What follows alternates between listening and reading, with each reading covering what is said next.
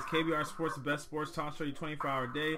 Remember, you guys can always tune into our show on Rabble TV, iTunes, Spreaker, YouTube, and SoundCloud. Also, you guys can always join in our debates or discussions by calling to 571-991-0566. All right, going on to the next topic, y'all. The Carolina Panthers have endured what you would call a pretty strong Super Bowl hangover. Excuse me. They're currently last in the NFC South Division. They're sitting at 4-7, and from what we've seen from them this year, they haven't looked anything like the team that we saw last year. That had one of the top scoring defenses in the league. That was one of the highest scoring offense in the league as well, and also home the reigning MVP Cam Newton.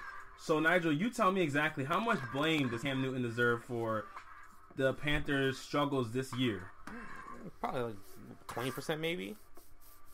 I mean, they got bigger issues than Cam Newton. I mean, their offensive line is just pretty much patchwork. Their pass defense is non-existent, and their running back's been in and out of the lineup. So I mean, it's tough to say, well, Cam deserves most of the blame for how the team's been. So I give him about 20%. What about you? See, now when I sit back and look at this, I sit there and I think about all the things I've said about Andrew Luck. I was just about to say it. You gave how much did you give Andrew Luck? I think I gave him 30 or 40. You gave him 30%. So all the stuff I said about Andrew Luck and all the blame I'm giving to Andrew Luck. And hold on, before you say your answer, Andrew Luck has played exceptionally better than amazingly better than Cam Newton has. Yeah. So go ahead. And for all all the stuff I said about Andrew, about what he needs to go say to this coaching or the coaches or the management and everything. So for Cam Newton, I'm gonna give him 20% too. Okay. And this is why I'm gonna give Cam Newton 20%. Okay. This is why I'm gonna give Cam 20%. Okay. Because he didn't he didn't predict that they're not gonna pay Josh Norman. Mm-hmm. He didn't predict that his running back was gonna be out of the lineup. Mm-hmm. He didn't predict that this offensive line was gonna be patchwork. He didn't predict that all of a sudden Kelvin Benjamin was gonna forget how to catch half the passes that are thrown towards him. Mm-hmm. So I can only give Cam Newton so much culpability because Cam Newton essentially is doing what he's done every year of his career on a consistent basis. It's not like he's doing anything different. So if Cam Newton is doing what his career averages essentially, that what else? How much more blame can I give on him? I can't. Why don't you tell him to go into his general manager and demand they do something? That's the thing. Demand a trade. Okay. No, I mean you saying Andrew Luck should have left. I mean, why not? Why shouldn't Cam Newton go in and demand a trade? Because Cam Newton's coming off of a season where they just went to the Super Bowl. They did. He didn't see this coming. The trade deadline isn't the first week of the season. No, but they were still in the playoff race like a week ago. They came back into the playoff race a week ago. Yeah, but they're coming back into it. That doesn't mean they couldn't have come back and won the playoffs. And Andrew Luck's been in a position where it made the playoffs the year he signed his contract. No, but the thing is, he's been in a position. No, he was hurt. He was hurt. He wasn't. In the year before, a major part of that. Before that, he was healthy. They made the playoffs. But here's the thing: for Andrew Luck's situation, he's been forced to deal with an offensive line that hasn't been good for years. That's consistently gotten him hit a multitude of times, have him be one of the top 5 guys and hit quarterback hits since he was drafted. So for him, it's been a thing that they've never gotten him a running game until what you want to consider an end of his prime, Frank Gore. They haven't gotten him. I don't know what they've been doing on defense. All they've essentially been doing is getting wideouts that are skill players that he can throw to, but he never has time to even throw to them. Okay. So Andrew Luck's case, his general, and the thing is, he has more dissension in his front office that seems to not gel together than Cam Newton. You hear about the Jim Irsay not Jim Irsay, the Chuck Pagano and the general manager's issues, and Ryan Grigson. You hear about those guys and their issues, so you see how that trickles down into how the team is run because those guys can't come to a conclusion on decisions. Cam Newton didn't have that issue. Cam Newton's a reigning MVP. His team is fresh off of a 15-1 season. You kind of don't just bail out on the ship because something didn't go as planned the very first year right after your Super Bowl slump. Especially when most people predict their Super Bowl slump, since it's hard to retain your pieces right after you make it to the Super Bowl because most guys want to get paid, a la Josh Norman. So most teams don't keep all their guys from a Super Bowl run. That a la Denver Broncos. They lost Malik Jackson. They lost a multitude of guys on Danny Trevathan, he left too. You always lose guys after you make a Super Bowl run. So your team is not going to be as good as it was when you made the Super Bowl run. And it just depends on how high your fall is from where you were at the Super Bowl run. Right now, the Panthers defense. Last year, the Panthers defense was a top 5 scoring defense.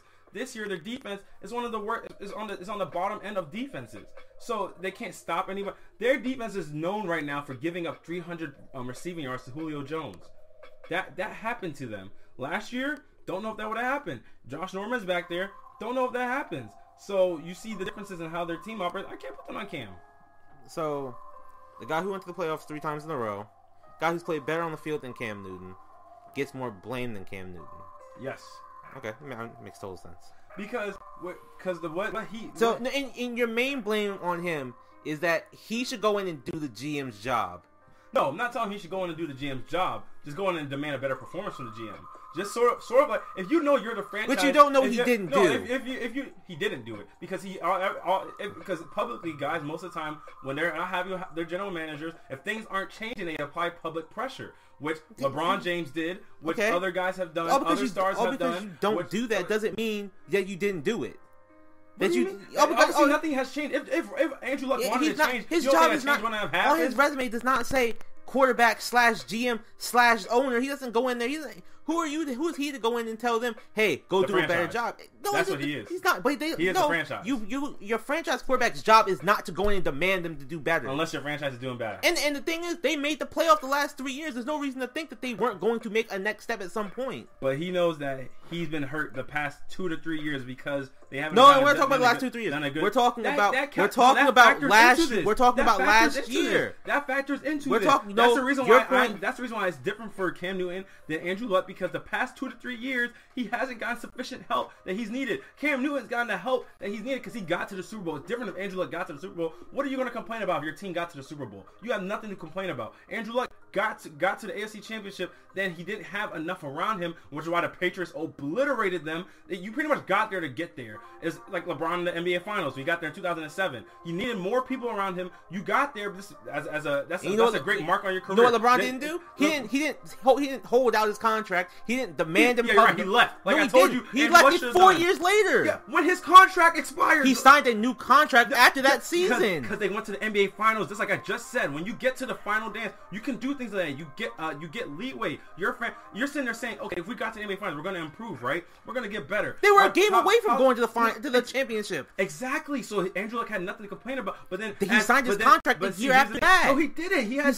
another season afterwards. He was hurt that season. He saw how bad they were because he didn't have protection. And just like he didn't have protection that same season. The Patriots are the measuring stick of the AFC, and you saw how you performed against the Patriots. You saw how your team didn't stand a chance. They got obliterated. It was literally an obliteration in the first half. You want to talk about the deflated footballs? Come on, man. It wasn't even a contest. They got destroyed. They did. I'm not arguing with that. But my point is that the guy played better. He did more for his team, but yet somehow the blame is more on him because he won't demand his GM to do better in public. He did, which is once again not his job to do. No, but because he does more for his team, he has more reason to go put blame. How is Cam Newton going to be the guy that goes and complains about something if you're doing less for your team than a guy that's doing everything for the team? Because every guy doesn't complain to the media. Kyrie Irving can't go and make the same demands as LeBron James when LeBron James is carrying the franchise.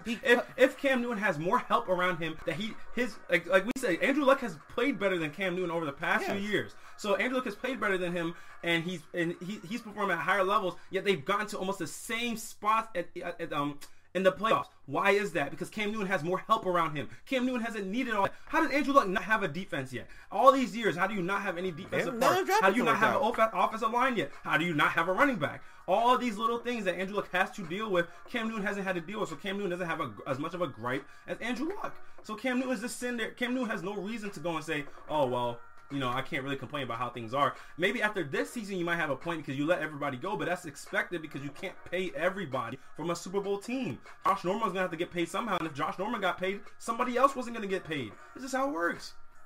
Okay. All right, guys, we're gonna move on to our next topic. We're gonna take a quick break, and we're gonna transition some college football. We're gonna talk about Ohio State and the Michigan game and how we believe that game could have ramifications on the Final Four in the college football playoff. Stay tuned, y'all. It's KBR Sports, the best sports talk show, 24-hour day.